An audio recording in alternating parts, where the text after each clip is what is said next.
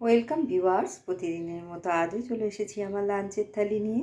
আজকে লাঞ্চে নিয়েছি সাদা ভাত, নিয়েছি শসা ও গাজর কুচি স্যালাড হিসেবে। প্রথম পাতে খাওয়ার জন্য নিয়েছি মুলোর শাকের ঘন্ট, যেটা আমি বড়ি বেগুন দিয়ে রান্না করেছি।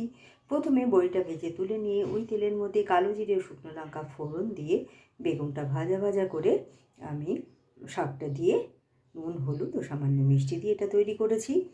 তারপর নিয়েছি আলু ও পেঁয়াজগুলি ভাজা, তার সাথে খাওয়ার জন্য নিয়েছি পাঁচমিশালি ডাল, যেটা আমি জিরে ও শুকনো লঙ্কা ফোড়ন দিয়ে রান্না করেছি। নিয়েছি বাটা মাছের ঝাল, যেটা আমি সর্ষে ও পোস্ত বাটা দিয়ে রান্না করেছি। আর ফোড়নে দিয়েছি কালো জিরে, আর নামানোর সময় একটু কাঁচা তেল ও একটু ধনেপাতা কুচি আমি এতে দিয়েছি। আর শেষ পাতে খাওয়ার জন্য নিয়েছি টক দই। তো কেমন লাগলো আপনাদের আমার এই লাঞ্চের থালিটা?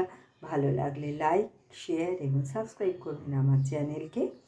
Thank you for watching.